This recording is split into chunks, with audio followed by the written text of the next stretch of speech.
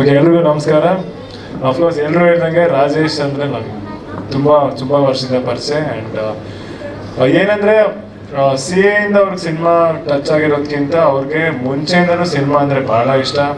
In fact ಅವರು fights ಎಲ್ಲ practice ಮಾಡಿದರು, ಒಂದು ಕಡೆ ಆಡಿಷನ್ ಕೊಟ್ಟಿದ್ರು, ಆ್ಯಂಡ್ ಫೋಟೋ ಶೂಟ್ ಮಾಡಿದರು, ಸೀರಿಯಲಲ್ಲೂ ಮಾಡಿದ್ದಾರೆ ಅವರು.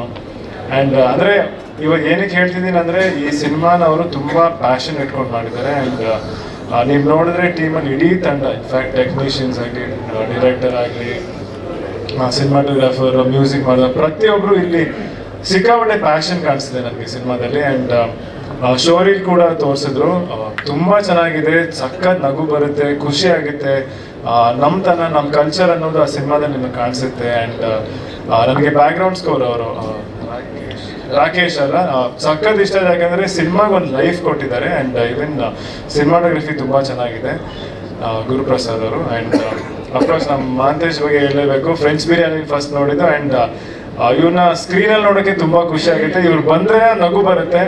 ಇನ್ಫ್ಯಾಕ್ಟ್ ನಾನು ಅವಾಗಿಂದ ಆ್ಯಕ್ಚುಲಿ ಇವಾಗಲೇ ನೀವು ಜಾಸ್ತಿ ನಗ್ತಾರೆ, ಅವಾಗಿಂದ ಸ್ವಲ್ಪ ಸೀರಿಯಸ್ ಆಗಿ ಹೀಗೆ ನಿಂತಿದ್ರೆ ಅವ್ರು ಕೇಳ್ತಿದ್ರು ಏನು ಅವ್ರು ಜಾಸ್ತಿ ನಗಲ್ವ ಅಂತ. ಅವ್ರು ನಗಲ್ಲ, ಅವ್ರು ಎಲ್ಲರೂ ಜಾಸ್ತಿ ನಗಿಸ್ತಾರಂತ ನಾನು ಅಂದ್ಕೊಂಡೆ.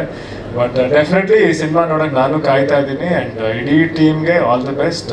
ಹೀರೋಯಿನ್ ಕೂಡ ತುಂಬ ಚೆನ್ನಾಗಿ ಕಾಣಿಸ್ತಿದ್ದಾರೆ. ಆ್ಯಂಡ್ ಪ್ರತಿಯೊಬ್ಬರು ಆರ್ಟಿಸ್ಟ್ ನೀವು ನೋಡಿದ್ರು ಅವ್ರನ್ನ ನೋಡೋಕ್ಕಾದ್ರೂ ನಾವು ಸಿನಿಮಾಗೆ ಬರಬೇಕು. ಆ್ಯಂಡ್ ಕಾಮಿಡಿ ಸಿನಿಮಾ ಅಂತ ಇದ್ದಾಗ ಯಾವಾಗಲೂ ನಾವು ಒಟ್ಟಿಗೆ ಕೂತ್ಕೊಂಡು ನೋಡಿದಾಗ ಅದ್ರ ಆಗೋ ಸಂತೋಷನೇ ಬೇರೆ. ಸೊ ಎಲ್ಲರೂ ಸಿನಿಮಾನ ಥಿಯೇಟ್ರಿಗೆ ಬಂದು ನೋಡಿ ಎಲ್ಲರೂ ಎಂಜಾಯ್ ಮಾಡ್ತೀರಾ ಅಂತ ನನ್ನ ನಂಬಿಕೆ.